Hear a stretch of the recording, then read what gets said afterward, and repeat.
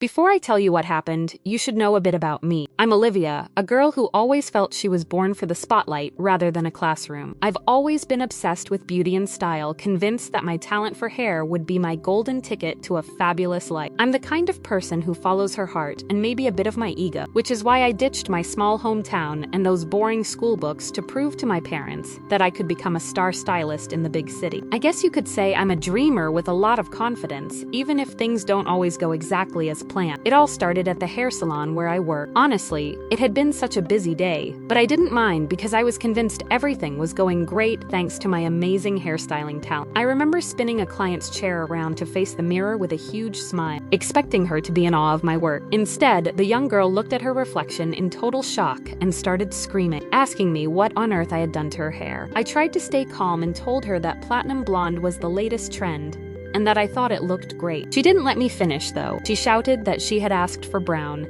and complained that she couldn't possibly go to school looking like that. I sighed to myself, thinking she just had no eye for beauty. But then I smelled something burning. I turned around and saw smoke coming from the electric perm machine where another client was sitting. I panicked and frantically moved the machine away, cursing the dumb thing under my breath. I felt a bit relieved that her hair wasn't completely burned off, but the middle-aged woman under the machine realized what happened and gave me a look that could kill. To make matters worse, another girl started yelling, asking if I had been dozing off because her haircut was completely uneven. Suddenly, all three of them were staring at me, demanding their money back right that second. I was terrified. I had only been working there for a week, so I had no way to pay them back. I couldn't ask my parents for help either. Before I left my hometown, I had boldly told them that I hated school and was going to build a career through my passion for hair instead of reading boring books. I moved to the big city to prove I could make it on my own. But now my boss was going absolutely berserk, pointing her finger and scolding me in front of everyone. Just when I thought it was over for me, a graceful, middle-aged woman stepped in. She looked so elegant and expensive, from her outfit to the way she carried herself. She told my boss there was no need to make a fuss over such a small amount of money,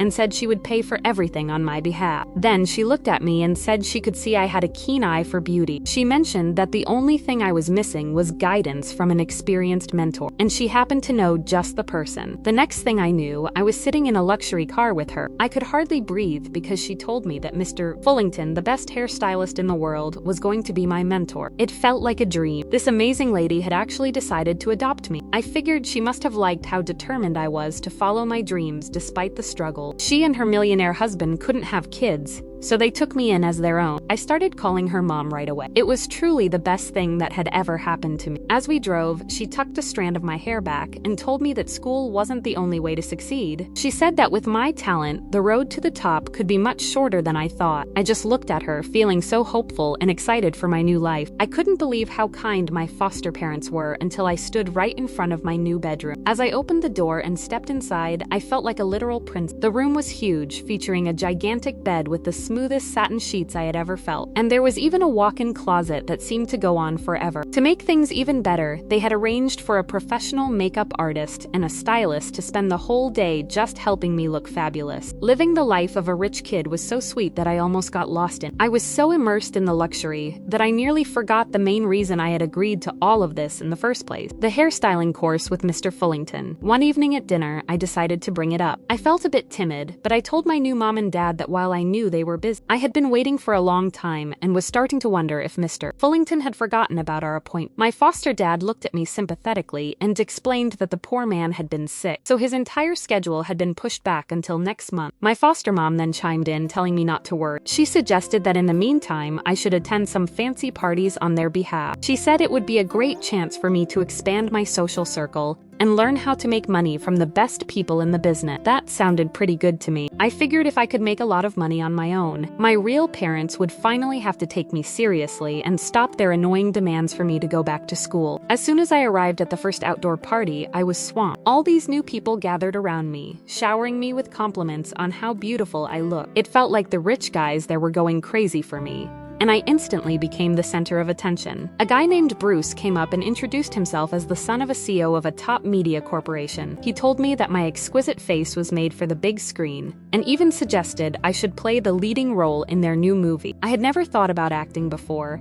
but the idea of walking down a red carpet and posing for hundreds of cameras sounded really appealing. I thought to myself that it was definitely worth a try. I was still standing there, stunned by his offer, when I felt something cool and heavy being slipped onto my finger. I looked down and nearly gasped. It was a sparkly red diamond ring. Another guy named William, who was the heir to a big gem company, introduced himself and asked me to accept the ring as a simple greeting. It didn't stop there. The gifts kept coming all evening until my arms were so full I could barely move. I had flowers from Justin, a jewelry set from Andrew, a whole perfume collection from Anthony, and a fancy watch from, well, I couldn't even remember his name anymore. I was trying to sneak away for a moment of peace when a handsome guy blocked my path. His name was Nathan, and he told me I was stunning before asking if he could see me the next day. A date? I didn't even know. I quickly told him what a pity it was that I couldn't make it, because I was already planning to meet my old friends at West High. I saw a flash of disappointment on his face when I rejected him, and I felt a little bad. It wasn't that I was being picky, but I just felt like dating shouldn't be that easy or fast, you know? Finally, I was back home. I collapsed onto my bed, feeling completely exhausted after such an eventful evening. Just as I was settling in, my phone rang. It was Minnie, my best friend. She sounded worried as she told me that some mean girls at school were spreading nasty rumors about me. They were telling everyone that I had stolen money from my parents before packing up and running away. I just rolled my eyes and told her to let them tittle-tattle all they want. Tomorrow, I was going to show those meanies who the real deal actually was. The next day, it felt so wonderful to see Minnie again at our old school campus. We immediately started chatting non-stop about everything that had happened. But of course, the hyenas had to show up with their usual sarcastic tone. One girl smirked at me and remarked that counterfeit goods were made so well these days. She pointed at my bag and said that a real Birkin like mine was extremely rare, with only 5 in the world. So she thought I was busted. Then another girl chimed in, mockingly asking how much it cost to rent a supercar and bodyguards by the hour. Minnie was ready to jump in and defend me, but I stopped her. I didn't want to waste my time arguing with people like them. I just gave them a knowing smirk and grabbed Minnie's hand to leave,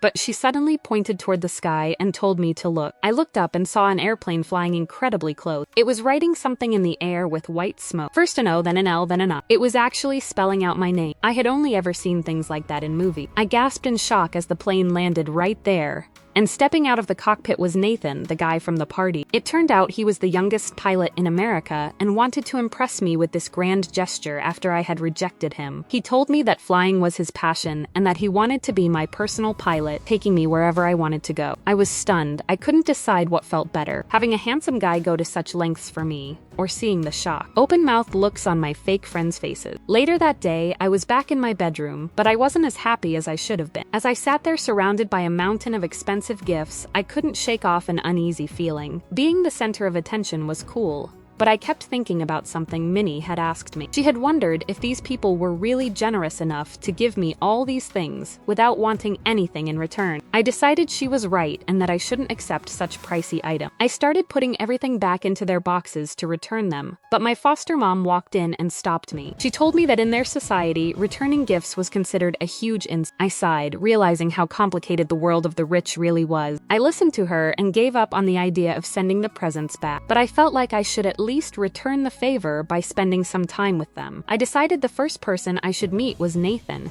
since he had definitely impressed me the most. My first date with Nathan was at his airplane hangar, which was basically a giant gallery for his collection. Honestly, I couldn't find anything specifically wrong with him, but we just didn't click at all. He spent the entire time rambling about his planes, explaining which model was which and how much trouble he went through to get them. It was just a lot of technical talk that I had zero interest in, and I found myself just nodding along while my mind wandered elsewhere. The next guy, William, turned out to be even worse. He invited me to a bar, but when I got there, I realized he had also invited dozens of other beautiful girls. He was even handing out gemstones from his collection to every single one of them like they were candy. It was so obvious that he was just a player, so he was definitely a skip for me. Then there was Bruce. We met in this magnificent castle, and at first he was much easier to talk to. However, I soon realized he had a serious problem with the truth. He kept pointing at things like a set of glassware custom made by craftsmen in Switzerland or a beautiful paint, and telling me they were mine if I wanted them. But then he'd immediately make an excuse, saying he would have someone bring them over later, or that they were too big for me to carry home right then. I eventually asked him quite apathetically about that leading role in the movie he had mentioned before. He just laughed it off and acted like he had almost forgotten. then told me that acting wasn't as easy as I thought. He started going on about how toxic the entertainment industry was and asked me to just be his princess instead. I could see right through him. He kept promising me the world, but delivered absolutely nothing. He was just a boastful, stingy liar. I went back to my bedroom and sat on the bed, packing all those expensive gifts into carton boxes. Since I didn't like any of those guys, I knew I had to return their stuff. But as I was carrying the boxes out, my foster mom stopped me again. She called me her silly Olivia and asked why I was so concerned, claiming those gifts were just a drop in the ocean to people like them. I tried to protest, but she insisted that if I felt uncomfortable, she would just keep them out of sight for me. She warned me that giving them back would bring shame to our family. And since they had been so nice to me, I didn't want to cause any trouble. A few days later, though, I found out something really weird. My foster parents had secretly used my phone to message Bruce and ask for even more presents. Bruce thought I was angry with him, so he promised me a huge surprise for the next day. I was so confused. Weren't they just as rich as Bruce's family? When I asked them why they did it, they claimed they just wanted to test his sincerity since he was being so persistent. Early the next morning, while I was still half asleep, Bruce called to tell me he had sent over a luxurious Bugatti and reminded me about our date that night. An entire car? That was way too much. I was just about to tell him to keep it when my foster father rushed into the room, looking panicked. He told me that my real parents back home were seriously ill. Oh gosh, I was so scared that I quickly hung up the phone and headed straight back to my hometown without thinking twice. I arrived back at my countryside home with my heart pounding, nervously pressing the doorbell while praying that my parents were okay. To my absolute surprise, my mom opened the door looking perfectly fine, and there was my dad, as healthy as ever, just sitting there watching TV. I felt a huge wave of relief wash over me and figured my foster dad must have just made a terrible mistake. Since it had been a while, I decided to stay the night. But while we were having some nice family time, Bruce called me again. I realized with a jolt that I'd completely forgotten to cancel our date. He was already at the mansion waiting for me, but the real problem was that he couldn't find his sports car anywhere. He was making a huge fuss over it, and even though I tried calling my foster parents to figure out what happened, I couldn't reach them the entire evening. The next morning, I rushed back to the mansion only to see total strangers moving furniture in and out. I asked them what they were doing, and a man cheerfully told me they were moving in. He said it was such a lucky catch to find a place like this for rent at such a reasonable price in the local newspaper. My head started spinning. For rent? I ran into my foster parents' bedroom, but it was completely empty. Even all the gifts they promised to keep safe for me were gone. They had vanished without a trace, almost as if they were running away from something. Suddenly, Bruce appeared at the door looking furious. He shouted at me, asking if my partners in crime had left me behind and calling me a fraud. I was terrified. I tried to explain that I had actually wanted to return all those gifts, but he wouldn't listen to a word. He threatened to call the cops if he didn't get his car back immediately. I started imagining myself in jail and felt sick to my stomach. I had no choice but to beg Bruce to just give me a little bit of time to fix this. I went straight to the house of our town's famous sheriff, hoping he could help me. But when I got there, the old policeman just shook his head and told me he was retired, so I'd have to find someone else. I was spiraling into a total panic when a voice spoke up out of nowhere. A guy was leaning against the door with a cold, arrogant look and his arms crossed. He told me there was no need to bother his dad because this was a piece of cake for him, and he offered to give me a hand. I just stared at him, wondering who he was and if he could actually pull this off. Well, we certainly tried. We ended up at this massive red carpet event, and I have to admit, Alan, the sheriff's son, looked incredibly handsome all dressed up. He took a huge risk and invested a lot in this plan, from sports cars and mansions to expensive trips. He was playing the role of a rich heir from a massive corporation who was chasing after me. It felt so real that his pursuit of me even made it onto the local news. You're probably wondering how he paid for all this if he wasn't a millionaire. Well, Alan actually convinced Bruce to fund the whole thing. Bruce was hesitant, but he eventually realized it was the only way to catch the scammers and get his stuff back, so he reluctantly agreed. Alan is a total genius. I couldn't help but blush and look at him with a bit of admiration. His strategy worked perfectly because we were making headlines everywhere. Finally, I got a text from my so-called foster mom. At first, she just acted like she was checking in, making up stories about how busy they were with overseas projects. But then she asked how things were going with my mysterious millionaire boyfriend. She mentioned how he seemed willing to give me anything and encouraged me to consider him. I knew those money-hungry crooks wouldn't be able to resist a millionaire. I messaged her back, saying that my rich man was treating me wonderfully and was throwing an extravagant feast this weekend to officially announce our relation. I told her I really hoped my parents could put off their business trip and join us for the big night. Tonight was the big night, Gosh, I was so nervous because my foster mom hadn't replied to my last message. I kept wondering if they would actually show up, or if they had sensed that something was off. While I was standing there shaking, Alan walked up to me and held my hand really tight. He told me not to worry and promised that everything would work out exactly as we had planned. I blushed so hard right then. I couldn't help but wonder what this feeling was, because it was undeniable that I always felt so safe whenever I was with him. The party finally got started, and the atmosphere was electric. Right in front of everyone, Alan knelt down and proposed to me with a ring featuring a rare serendipite gem, which is one of only 3 in the entire world. Everyone in the crowd started buzzing with excitement. Alan's acting was absolutely perfect. The way he looked into my eyes and the words he chose made me feel butterflies in my stomach. I was so caught up in the moment that I stuttered a bit when I told him that I did, in fact, want to marry him. When the party ended and the guests had all left, my phone rang. It was my foster mom telling me to meet her at the back gate. Just as we expected, they were there, greedily offering to keep the expensive engagement ring safe for me. I looked at them with a stone-cold expression and told them to drop the act because I knew they were just fraud. Before they could even process what was happening, the cops barged in and arrested them on the spot. It actually worked. I couldn't believe I had successfully tricked those notorious scammers. I started laughing with relief, but I stopped suddenly when I heard someone screaming at the top of his lungs. It was Bruce, yelling about his missing Fubuget and asking where his car was. I turned around to see him struggling with the officers, trying to run toward the scammers to demand his stuff back. I almost forgot about our main sponsor. We definitely couldn't have pulled this off without our stingy millionaire, Bruce Dillon. I bet there hasn't been a single day that he didn't think about those missing gifts. Thinking of Bruce reminded me of the sparkling ring still on my finger. I quickly took it off and passed it to Alan, telling him to give it back to Bruce. But the very minute that serendipite ring left my finger, Alan slipped something else on. I looked down in shock. It was another ring. He looked at me and said that while my role as a millionaire's girlfriend was over, he wanted to know if I would be a girlfriend to an ordinary guy like him. I was so touched that I told him yes 1,000,000 times yet. After all that mess, I realized that I still have a lot of learning to do. I decided to finally listen to my parents and go back to finish school. It turns out that when I actually pay attention in class,